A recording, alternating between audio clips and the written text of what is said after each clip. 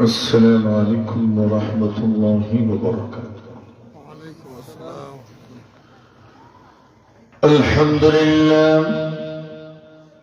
الحمد لله نحمده ونستعينه ونستغفره ونؤمن به ونتوكل عليه ونعوذ بالله من شرور أنفسنا ومن سيئات أعمالنا من يهده الله فلا مضل له ومن يضلله فلا هادي له وأشهد أن لا إله إلا الله وحده لا شريك له وأشهد أن سيدنا وسندنا وحبيبنا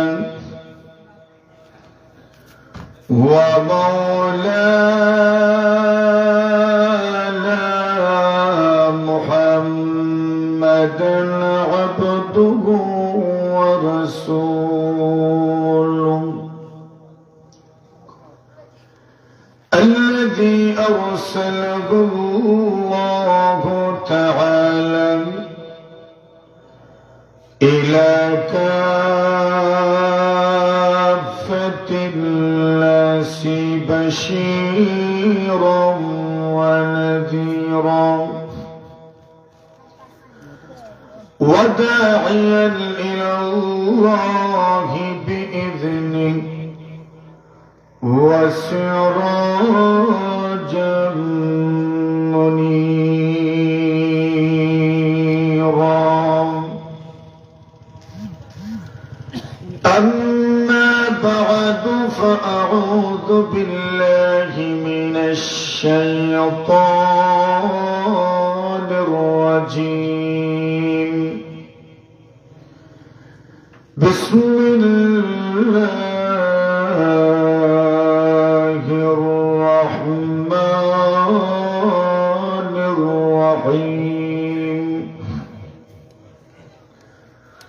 ومن أعرض عن ذكري فإن له معيشة ضنكا ونحشره يوم القيامة أعمى قال رب لم حشرتني أعمى وقد كنت بصيرا قال كذلك أتتك آياتنا فنسيتها وكذلك اليوم تنسى وقال رسول الله صلى الله عليه وسلم اقرأوا القرآن فإنه يأتي يوم القيامة شفيعا لأصحابه آمنت بالله صدق الله مولانا العظيم وصدق رسوله النبي الكريم ونحن على ذلك لمن الشاهدين والشاكرين والحمد لله رب العالمين صلى الله على سيدنا ومولانا محمد وعلى آله وأصحابه وسلم. لا إله إلا الله. جرش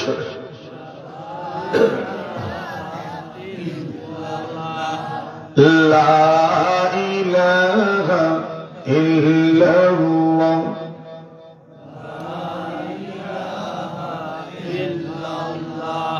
لا إله إلا الله.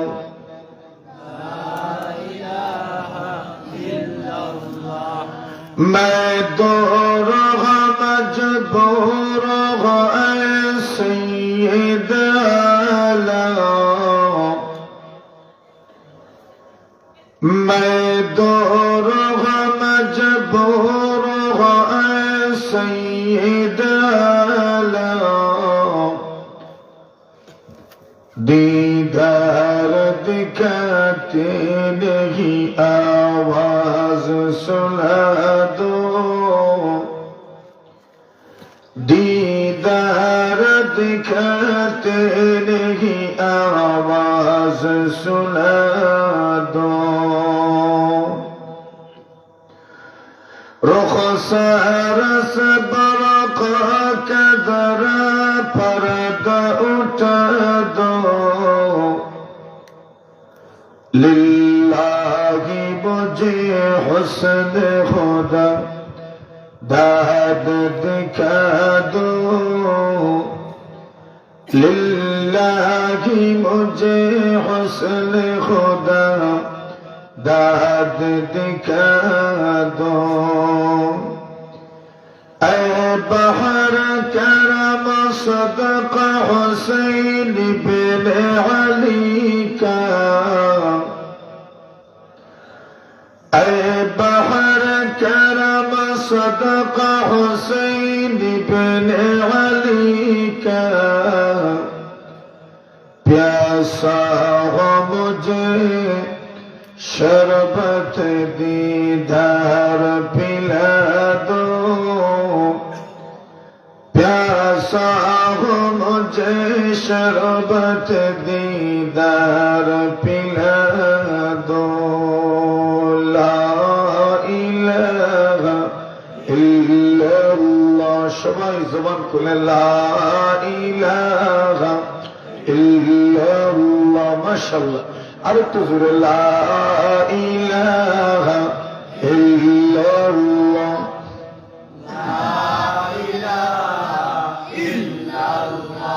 লা ইলাহা ইল্লাল্লাহ মুহাম্মাদুর রাসূলুল্লাহ.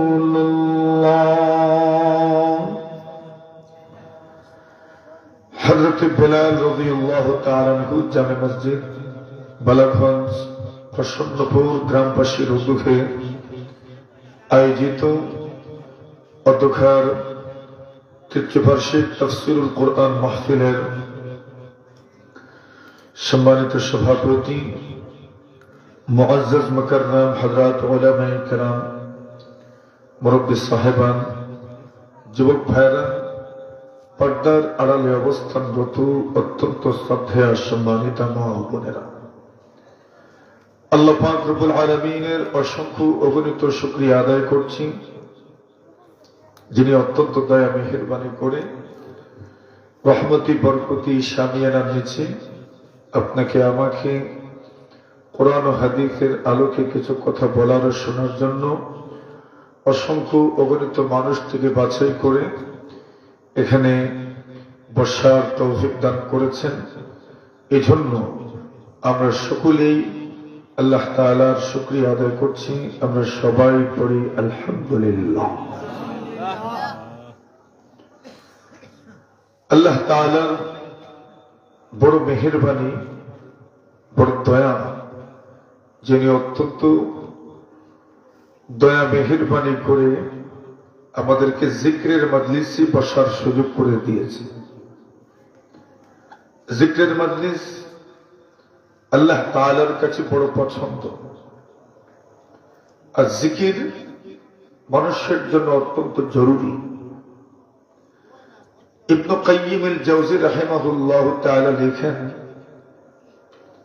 মাছের জন্য যেমন পানি দরকার, ঠিক মানুষের আত্মার খোরাকের জন্য জিকির দরকার। পানি ছাড়া যেমন মাছ বাঁচে না, জিকির ছাড়াও মানুষের দিল মরে যায়। আমাদের রূহ আছে, দিল আছে। দিল যদি মরে যায় তাহলে শুধু বডি থাকার নাম মানুষ নয়। কেটা বলে আপনারা? হ্যাঁ, দিলটাই তো আসল। মানুষ অনেক কাজ করে, জিজ্ঞাসা করবেন কেন করেছ, বলবে আমার মন চাইছে। বোঝা গেল মনে চাইলে পুরো বডি তার সাথে চলে। কেন বলেন আপনারা? চাইতে হয় মনে, দিল, কল্প, রূহ, এটা মানুষের চালিকা শক্তি। আর দিলে যদি রোগ হয়ে যায় তাহলে আর দুনিয়ার ডাক্তারদেরকে দেখাইলে চলে না, রুহানি ডাক্তার প্রয়োজন পড়ে। ঠিক না? রুহানি ডাক্তার, রুহানি চিকিৎসক, যাদের চিকিৎসার মাধ্যমে মানুষের দিল ভালো হয়ে যায়। এই দুনিয়াতে কিছু মানুষের প্রশংসা আমরা করি, প্রশংসা করতে গিয়ে বলি মাশাআল্লাহ লোকটার দিল বড় ভালো। আর যার দিল ভালো নয় আমরা প্রশংসা করি, ওই দেখতে তো সুন্দর কিন্তু দিল কিনা, মন ভালো না, দিল ভালো না। এমন খারাপ দিল বলা মানুষও আছে না? নাই, দিল ভালো না। তো দিল যদি ভালো হয় এই মানুষ প্রশংসাযোগ্য। মানুষের দিল নষ্ট হয় কেমনে? বিভিন্ন খোরাফাত, বেদাত, কুসংস্কার, অপসংস্কৃতি, এগুলো যখন মানুষ শুনে তখন তার দিল অটোমেটিক বন্ধ হয়ে যায়, দিল তালাবদ্ধ হয়ে যায়। দিল যখন তালাবদ্ধ হয়ে যায় মানুষ আর কোনো কিছু চিন্তাও করতে পারে না, ভালো মন্দ বিচার করতে পারে না। এজন্য দিলের ঔষধের দরকার আছে না নাই? কি দিয়ে করবে? কোন ডাক্তারের কাছে গেলে দিলের ঔষধ মিলে? বালাগঞ্জ যত ডায়াগনস্টিক সেন্টার আছে, এখানে যত ডাক্তার দেখবেন, হাড় ভাঙার ডাক্তার, মেডিসিন, আপনার দেখবেন নিউরো মেডিসিন, সব শরীরের আত্মা এবং কাল পরিষ্কার করার কোন ডাক্তার ভাইজন নেই পর্যন্ত।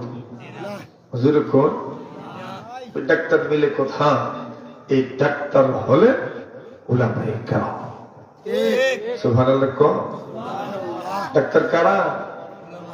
রুহের চিকিৎসা দরকার, রুহের চিকিৎসা। রুহের চিকিৎসা কি দিয়ে করবে? রুহের চিকিৎসা করবেন আল্লাহর কোরআন দিয়ে। কি দিয়ে? এটা কোরআনের তাফসীর, কোরআনের ওয়াজ, কোরআনের মাহফিল। এখানে আসলে পরে ফায়দা আছে না? নবী আলাইহিস সালাতু ওয়াস সালাম বলেন, আফদালুয যিকরি তিলাওয়াতুল কোরআন, সর্বোত্তম জিকির হচ্ছে কোরআন তেলাওয়াত। কি কোরআন তেলাওয়াত? মুখস্থ আছে না আমাদের? কোরআনের কিছু সূরা আছে না, দেখে দেখে পড়তে পারিনি ইনশাআল্লাহ। মোটামুটি কিছু মানুষের পারে, কিছু মানুষ এই জমানাতেও এমন আছে যারা কোরআন দেখেও পড়তে পারে না। হ্যাঁ, এটা কি আমাদের সফলতা না ব্যর্থতা? আল্লাহর নবী বলেন, আফদালুয যিকরি তিলাওয়াতুল কোরআন, সর্বোত্তম জিকির হচ্ছে কোরআন তেলাওয়াত। হাবিব বলেন আল মাহিরু বিল কুরআন মা'আস সাফারাতি কিরামিল বারার। আল্লাহর নবী বলেন উম্মত যারা সুন্দর করে কোরআন তেলাওয়াত করতে পারে, কোরআন তেলাওয়াত করে কয়েক ভাগে বিভক্ত। একদল মানুষ আছে যারা সুন্দর করে তেলাওয়াত করতে পারে, আরেকদল মানুষ আছে যারা সুন্দর করে পড়তে পারে না, তবে সালেও না, চেষ্টা করে যায় তেলাওয়াত করার জন্য। কোরআন নিয়ে বসে একটা শব্দের পরে আরেকটা শব্দ ধারাবাহিক আসে না, মধ্যখানে আটকে যায়, থমকে যায়, একটার পরে কিছু সময় অতিবাহিত হয়ে যায়, এরপরে আরেকটা শব্দ উচ্চারণ করে। আল্লাহ নবীজি বলেন আল মাহিরু বিল কুরআন, রে উম্মত যারা সুন্দর করে কোরআন তেলাওয়াত করতে পারে এদের মর্যাদা কেমন? মা'আস সাফারাতিল কিরামিল বারার। আল্লাহর ফেরেশতারা যারা এই দুনিয়ার জমিনে কোরআন নিয়ে এসেছেন এবং হামিলে কোরআন যারা, কোরআনের দ্বারক বাহক যারা, নবী এবং ফেরেশতাদের মতো তাদের মর্যাদা। সুবহানাল্লাহ। ওয়াল্লাযীনা ইয়াকরাউনা কুরআন, এবং যারা কোরআন তেলাওয়াত করে, ওয়ায়াতাতাউ ফীহি, এবং কষ্ট করে কোরআন তেলাওয়াত করে মধ্যখানে আটকে যায়, ধারাবাহিক তেলাওয়াত করতে পারে না, একটা শব্দের পরে আরেকটা শব্দ উচ্চারণ করতে পারে না। আল্লাহর নবী বলেন এদের মর্যাদা কেমন? এদেরকে আল্লাহ পাক কি পরিমাণ সওয়াব দিবেন, কি পরিমাণ মর্যাদা দিবেন। আল্লাহ রাসূল বলেন ফালাহু আজরান, আল্লাহর নবী বলেন তাকে ডাবল সওয়াব দেওয়া হবে। আজরুল কিরাআত, তিলাওয়াতের এক সওয়াব, ওয়া আজরুল মাশাক্কা, আরেক সওয়াব দেওয়া হবে কষ্ট করে তিলাওয়াত করার সওয়াব। দুইটা নেকি দেওয়া হবে, একটা হলো তিলাওয়াতের সওয়াব আর আরেকটা হলো সে যে কষ্ট করে পড়েছে এজন্য আরেক সওয়াব দেওয়া হবে। কোরআন এমন এক জিকির, এই জিকিরের মাধ্যমে আল্লাহ তাআলা দুনিয়াবি রোগেরও শিফা দান করেন। একটু জোরে কর সুবহানাল্লাহ। আল্লাহ নবী সাল্লাল্লাহু আলাইহি ওয়াসাল্লামের সাহাবায়ে কেরাম এক এলাকায় পৌঁছলেন। ওই এলাকার লোকজনকে বললেন তোমরা আমাদের মেহমানদারি করো। তারা বলে আমাদের পক্ষে মেহমানদারি করা সম্ভব না। আল্লাহর বান্দাগণ চলে যাচ্ছেন, এমন সময় তাদের নেতা যিনি গোত্র প্রধান যিনি, উনাকে সাপ কামড় দিল। সুবহানাল্লাহ বলো। সাপে কামড় দিলেও কোরআনের মাধ্যমে আল্লাহ শিফা দিতে পারেন কিনা?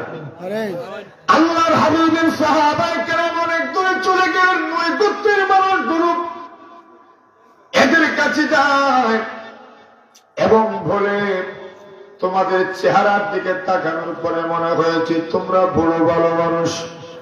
আমাদের মনে হয় তোমাদের কাছে কোনো পানি পাওয়া থাকতে পারে, চিকিৎসা থাকতে পারে। ঘটনা হলো আমাদের লিডারকে সাপ কামড় দিয়েছে, একটু যদি মেহেরবানি করে আপনারা চিকিৎসা করে দেন আমাদের জন্য খুব ভালো হন। আল্লাহর বান্দারা বলেন কেমনে চিকিৎসা করব? আগে আমরা তোমাদেরকে বলেছিলাম আমাদের মেহমানদারি করো, তোমরা কেউ মেহমানদারি করতে রাজি হও নাই। এখন আসেছো আমাদের কাছে চিকিৎসা নেওয়ার জন্য, আমরা বিনিময়ে ছাড়া চিকিৎসা করব না। পয়সা তো এখন সমান সমান, আমরা মেহমানদারি করলে না তো বিনিময় ছাড়া আমরাও কি করব না? চিকিৎসা করব। এরা বলেন আমরা বিনিময়ে দিতে রাজি আছি। কি বিনিময় দিবেন? এক পাল ছাগল আপনাদেরকে দিয়ে দিব।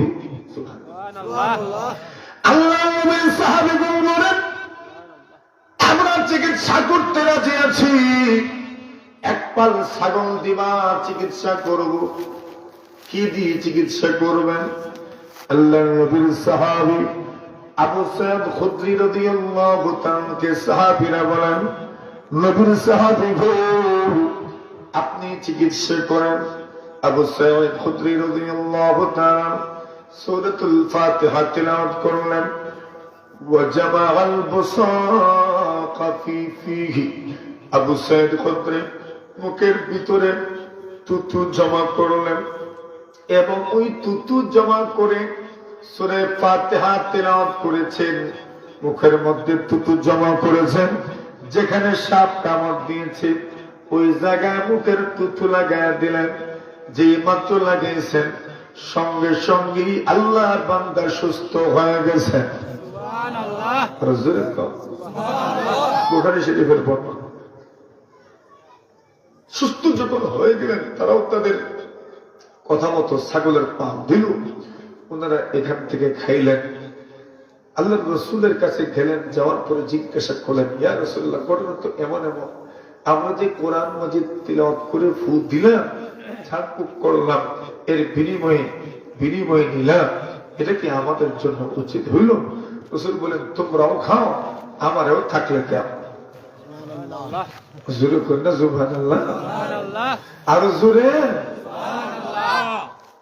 তাহলে দেখেন, আমাদের দেখানো উদ্দেশ্য যে কোরআন মাজিদের তিলাওয়াতের মাধ্যমে মানুষ শারীরিক ভাবেও সুস্থ হয়। আল্লাহু আকবার। আত্মার দিক থেকে তো মানুষের সুস্থতা আছে। সুবহানাল্লাহি ওয়া বিহামদিহি। ইমাম আসমাঈ রাহিমাহুল্লাহু তাআলা রাস্তা দিয়ে যাচ্ছে, যাওয়ার সময় সফর করছেন বড় কাফেলা নিয়ে। আগের যুগে ডাকাত দল মরুভূমিতে সফর করলে ডাকাত দল আক্রমণ করত। এখনো তো বিভিন্ন সময় রাস্তাঘাটে ডাকাইতে আক্রমণ করেনি। হ্যাঁ, এখনো ডাকাইতে আছে, সুরও আছে না? নাই, সুরও আছে। আল্লাহর বান্দা আসমাঈ রাহিমাহুল্লাহু তাআলা সফর করেন, ডাকাত দল আক্রমণ করেছে। ডাকাত দল বলে, যার কাছে যা আছে বাইর করেন, বাহির করবেন না, পেটের ভিতরে ছুরি ঢুকায় দেব। সবাই যার যার কাছে যা ছিল বের করে দিয়েছে।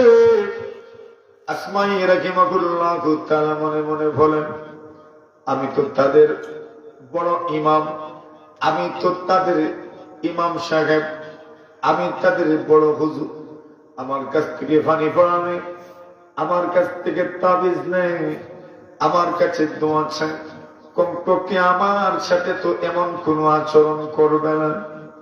কিন্তু চোর শুনে না ধর্মের কাহিনী। সুরের কাছে ধর্ম নেই, বড় হুজুর নেই, বড় মুহাদ্দিস নেই, ডাকাত যারা সামনে পায় তারাই ডাকাতি করে মাধুর আপনারা হাত দেয় না। শেষ পর্যন্ত ডাকাত আসমাঈ রাহিমাহুল্লাহু তাআলাকে বলেন, জি হুজুর, আপনার কাছে যা আছে বের করেন। আসমাঈ রাহিমাহুল্লাহু তাআলা বলেন, আমি না তোমাদের বড় হুজুর, আমাকেও কি তোমরা ডাকাতি করবা?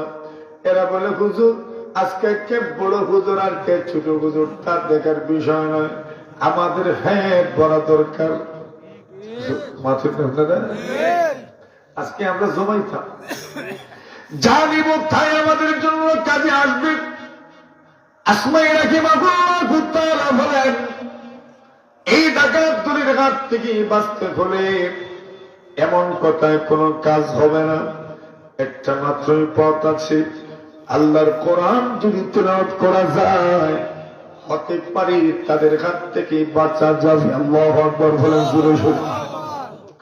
ইমাম আসমাঈ রাহিমাহুল্লাহু তাআলা তিলাওয়াত করলেন, ওয়া মা মিন দাব্বাতিন ফিল আরদ ইল্লা আলাল্লাহি রিজকুহা ওয়া ইয়া'লামু মুস্তাকাররাহা ওয়া মুস্তাওদা'াহা কুল্লুন ফি কিতাবিন মুবিন। আল্লাহ বলেন, নবী গো, উম্মতকে জানাতে দিও, জলে স্থলে যত মাখলুক আছে সব মাখলুকের রিজিকের জিম্মাদার হইলাম আমি আল্লাহ থেকে রিজিক আসে। আল্লাহ তাআলা বলেন, ওয়া ইয়া'লামু মুস্তাকাররাহা ওয়া মুস্তাওদা'াহা, কোন মানুষ দুনিয়াতে কতদিন থাকবে, পরকালে কোন দিন যাবে, কোন দিন মৃত্যু হবে, কিয়ামতের ময়দানে কখন উঠবে, কবরে কতদিন থাকবে, এর পরিপূর্ণ জ্ঞান আমি আল্লাহ তাআলার আছে, আর কারো নাই।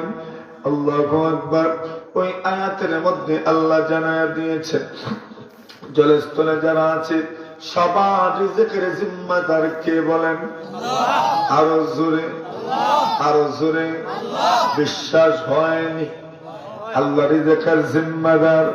ইমাম আসমাই বলেন, আমি যখন তেলাওয়াত করেছি এমনিতেই আমি লক্ষ্য করলাম ডাকাত দলের চেহারার মধ্যে পরিবর্তন এসে গেছে। ইমাম আসমাই বলে, আমি তাকায়া দেখি এরা মাথা নিচু করে বসে আছে। ইমাম আসমাই রাহিমাহুল্লাহ তাআলা বলেন, কি বিষয়? ওরা হুজুরের কাছে মাফ চায় বলে, আল্লাহর ওলি গো, আপনি আমাদেরকে মাফ করে দাও। আল্লাহ তাআলা ওয়াদা করেছেন জলস্থলে যত মাখলুক আছে সবার রিজিকের জিম্মাদার আমি আল্লাহ। এতদিন পর্যন্ত আমরা ভুল ধারণা করেছি, মনে করেছি যেমনে পর এমনি রিজিক জমা, যেমনে পর এমনি রিজিক সংগ্রহ করো। আজকে যেন নতুন করে জানতে পারলাম আল্লাহ রিজিকের জিম্মাদার। আল্লাহ যদি রিজিকের জিম্মাদার হয় তাহলে উনি তো আমাদেরকে না খাওয়ায় মারবেন না। জোরে বলেন না সুবহানাল্লাহ। আল্লাহ নবী হযরত ইব্রাহিম খলিলুল্লাহ আলাইহিস সালাতু ওয়াস সালাম নিজের একমাত্র সন্তান যিনি হাজেরার ঘরে জন্মগ্রহণ করেছেন ইসমাঈল আলাইহিস সালাতু ওয়াস সালাম, তাকে যাবিহুল্লাহ বলা হয়।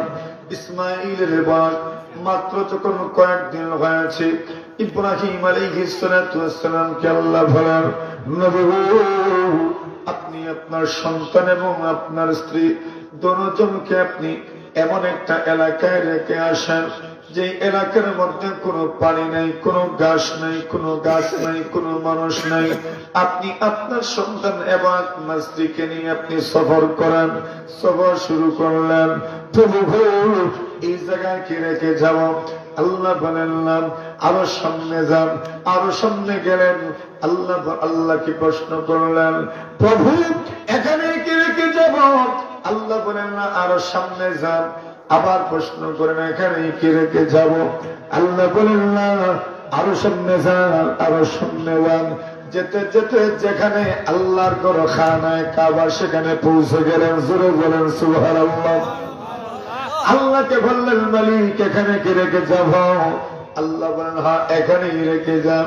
ইব্রাহিম আলাইহিস সালাতু ওয়াস সালাম সন্তানকে রেখে যাচ্ছেন, স্ত্রীকে রেখে যাচ্ছেন। আপনি মন ধরাতে পারবেন না, বুক ধরাইতে পারবেন না, আপনি আপনাকে কন্ট্রোল করতে পারবেন না, নিয়ন্ত্রণ করতে পারবেন না। দুধের শিশু, কুলের শিশু, আর এত বুড়া বয়সে পাওয়া শিশু, ওই শিশু এবং তার মাকে এমন একটা জায়গা যেখানে পানি নাই, ঘাস নাই, গাছ নাই, মানুষ নাই, এমন এলাকা রেখে যাওয়া বাবার পক্ষে কি অসম্ভব কথা, স্বামীর পক্ষে কি অসম্ভব কথা। কিন্তু ইব্রাহিম নবী আল্লাহ তাআলার আদেশ পেয়ে স্ত্রী এবং সন্তানকে ওই জায়গায় রেখে যাচ্ছেন। যাওয়ার সময় স্ত্রী পিছন থেকে ডাকেন আর বলেন, স্বামী গো, আপনি যে এই অরণ্যের মধ্যে, এই জায়গার মধ্যে আমাদেরকে রেখে যাচ্ছেন, অবশ্যই মানুষ নাই, পানি নাই, কোনো কিছুই নাই, ফলমূল নাই। স্বামী গো, এখানে যে রেখে যাচ্ছেন, কেন এখানে রেখে যাচ্ছেন, কোথায় বা আপনি যাচ্ছেন? ইব্রাহিম নবী কোনো কথাই বলেন না, শুধু হাঁটতেই থাকেন, হাঁটতেই থাকেন। পিছনে স্ত্রী জিজ্ঞাসা করেন, কেন রেখে যাচ্ছেন? আল্লাহু আকবার। স্বামী তো আর কিছুই বলেন না। ইব্রাহিম নবী চিন্তা করেন, আমি যদি কিছু বলতে যাই সেও কিছু বলবে, এবং কিছু বলবে আমার দিলটা ভেঙে যাবে, আমার রহম চলে আসবে, দয়া চলে আসবে, আমি শেষ পর্যন্ত আর পারবো না, আমি শেষ পর্যন্ত ফেল করব, আমি পরীক্ষায় পাস করতে পারবো না। আল্লাহু আকবার। ইব্রাহিম আলাইহিস সালাতু ওয়াস সালাম আর কোন জবাব দেন না। ও বন্ধু আমার, আল্লাহু আকবার। আল্লাহ তাআলা দুনিয়াতে কিছু মহিলাও রাখছেন বড় জ্ঞানী গুণী। আল্লাহর বান্দী পিছন দিক থেকে আবার ডাক দিয়ে বলেন, স্বামী গো, আপনি যে আমাকে রেখে যাচ্ছেন, কেন রেখে যাচ্ছেন তা আমার প্রশ্ন করছিলাম, শুধু একটা প্রশ্নের উত্তর দিয়ে যান। আপনি যে আমাকে রেখে যাচ্ছেন তা কি আপনার মন মতো নাকি আল্লাহর হুকুমে? সুবহানাল্লাহ বলেন। ইব্রাহিম নবী বলেন, প্রিয়তম স্ত্রী আমার, তুমি আমাকে প্রশ্ন করেছো আল্লাহর হুকুমে রেখে যাচ্ছে নাকি আমি আমার মন মতো রেখে যাচ্ছি? না না, আমি আমার আল্লাহর হুকুমে রেখে যাচ্ছি। ইব্রাহিম নবীর স্ত্রী হাজেরা বলেন, স্বামী গো, তবে আর টেনশন নাই, চিন্তা নাই, আপনি যাইতে পারেন। আপনি যদি আল্লাহর হুকুমে রেখে যান, তবে আমার আল্লাহ আমাদেরকে কখনো আল্লাহ তাআলা ধ্বংস করবেন না। ক্ষমতা আছে আল্লাহ তাআলা যে কোনো জায়গায় যে কোনো কিছু উৎপাদন করার ক্ষমতা আল্লাহর আছে না? ইব্রাহিম নবী বলেন, আল্লাহর হুকুমে রেখে যাচ্ছে। উনি বলেন, ইদাল্লা ইউদাইয়ুনাল্লাহ, আল্লাহ আমাদেরকে ধ্বংস করবেন না, আল্লাহ আমাদেরকে শেষ করে দিবেন না, আমাদের সব কিছুর ব্যবস্থা আল্লাহ করবেন। আশা করা যায়, আল্লাহর উপর আশা আছে, ভরসা আছে। মুমিন ভরসা রাখে কার উপর? আল্লাহ জানায়া দেন, নবীজি উম্মতকে জানায়া দিও, ইন্নাল্লাহা ইউহিব্বুল মুতাওয়াক্কিলিন, যারা আল্লাহর উপর ভরসা করে তাদেরকে মহব্বত করেন কে? এজন্য যখনই কোনো কাজ করবেন পুরা নিয়তের পরে ভরসা করবেন কার উপর? আল্লাহ ভরসা। ফাইদা আযামতা ফাতাওয়াক্কাল আলাল্লাহ, যখন আপনি ইচ্ছে করবেন আর ইচ্ছে যখন দৃঢ়তার সাথে ইচ্ছে করবেন, এরপরে ভরসা করবেন কার উপর? আল্লাহর উপর। এর মাত্র যে কথাটা বলছিলাম, এখন দেখেন ওই দিকে আসমাই রহমাতুল্লাহ আলাইহি কোরআনে মাজিদের আয়াত তিলাওয়াত করছেন, রিজিকের জিম্মাদার কে? আল্লাহ। এরা যখন জানতে পেরেছে রিজিকের জিম্মাদার আল্লাহ, এরা বলে, আরে এ কিন্তু এইটার নাম, রিজিকের জিম্মাদার যেহেতু আল্লাহ, আল্লাহ আমাদেরকে নষ্ট করবেন না, ধ্বংস করবেন না। আল্লাহু আকবার।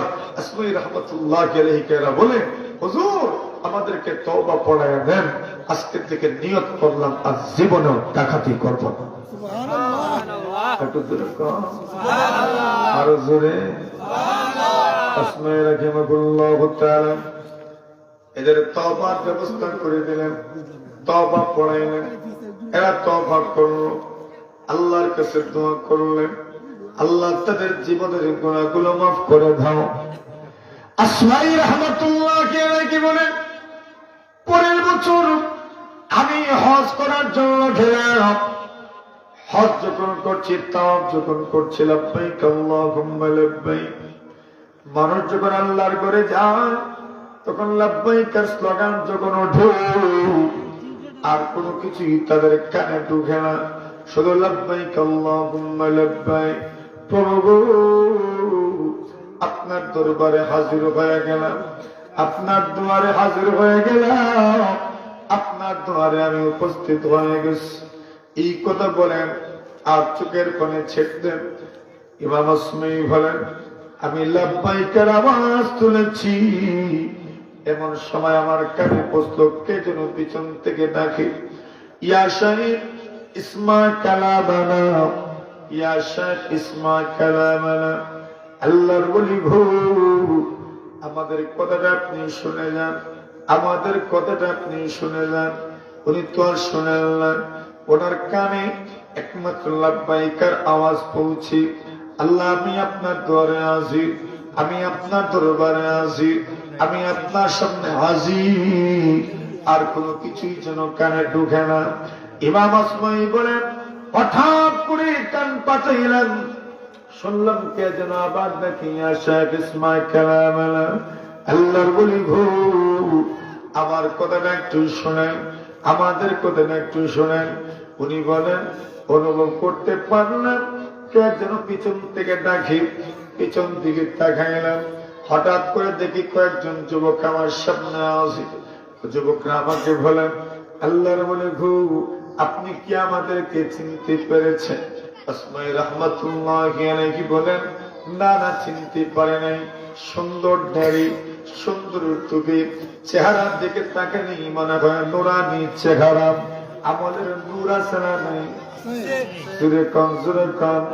মনে রাখবেন, আপনার বংশ মর্যাদা আপনাকে আগায় দিতে পারবে না। আল্লাহর হাবিব বলেন, মান বাত্তা বিহি আমালুহু লাম ইউসরা বিহি নাসাবুহু। যদি আমল আপনাকে পিছায় রাখে, আপনার বংশ মর্যাদা আপনাকে আগাইতে পারবে না।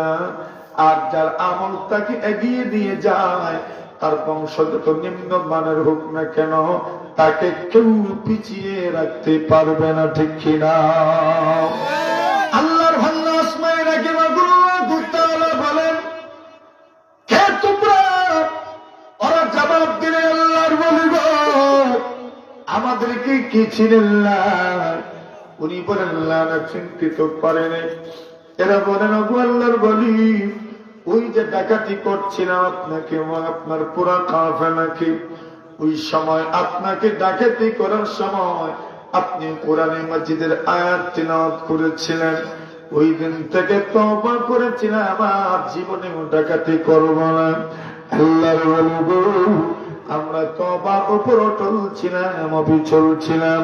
আল্লাহর কোরআনে মাজিদের আয়াতের উপর বিশ্বাস রাখার কারণে আল্লাহ এমন রিজিক দিলেন, এমন রিজিক দিয়েছেন, নিজে খাইছি, সন্তানদেরকেও খাওয়াইছি, পরিবার পরিজন অধীনস্থদেরকেও খাওয়াইলাম।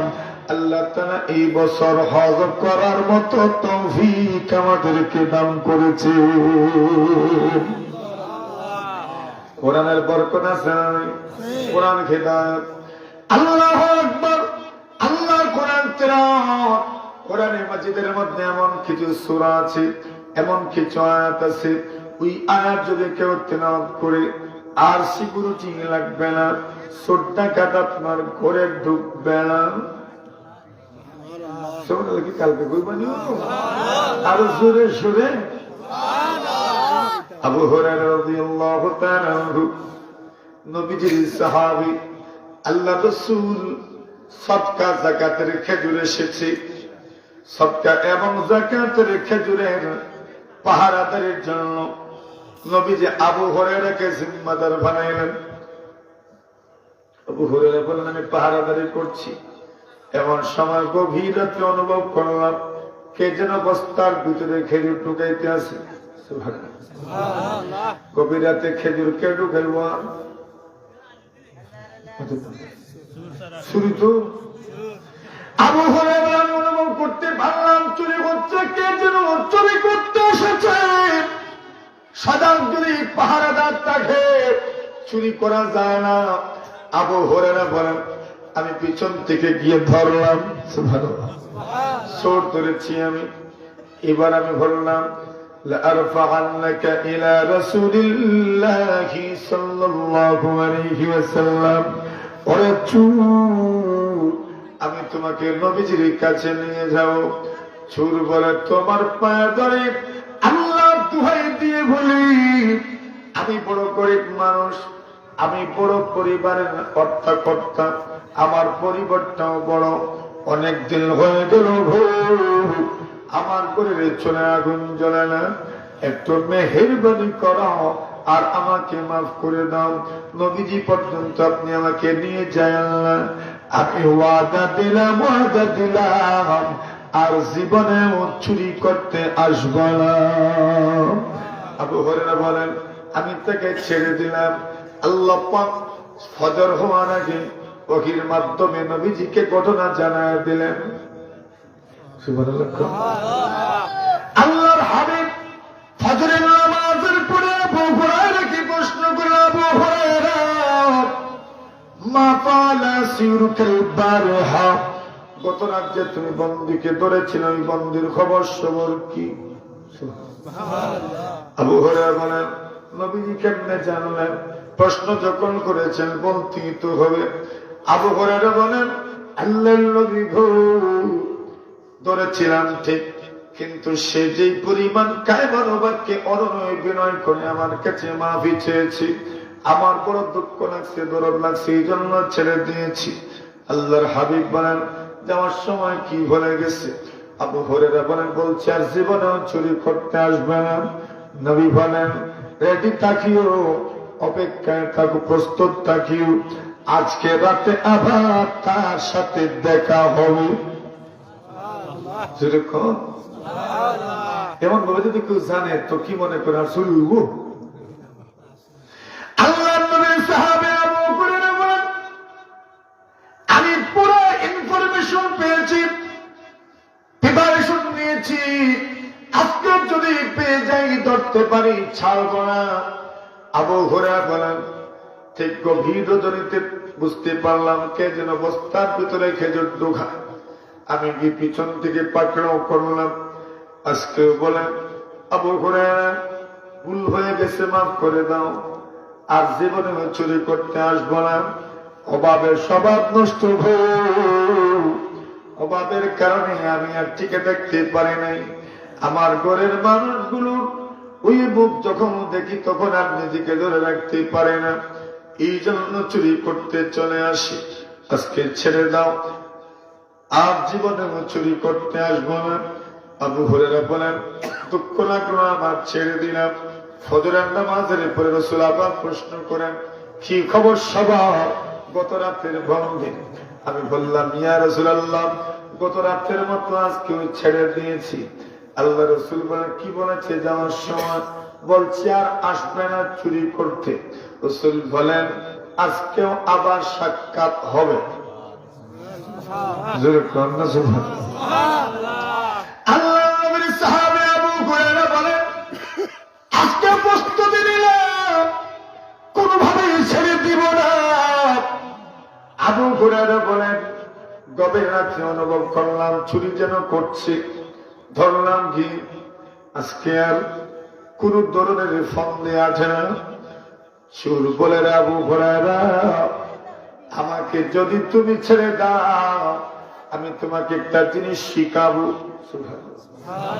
এটা আবু হুরায়রার সবচেয়ে বড় দুর্বলতা এখানে। সুবহানাল্লাহ। শিখার জন্য সব দুনিয়া দিতে রাজি। আল্লাহু আকবার। আবু হুরায়রা বলেন, ঠিক আছে, কি শিখাইবা শিখাও। আবু হুরায়রা বলেন, সত্যি যদি আমাকে কোনো কিছু শিখাও, আমি তোমাকে ছেড়ে দেব।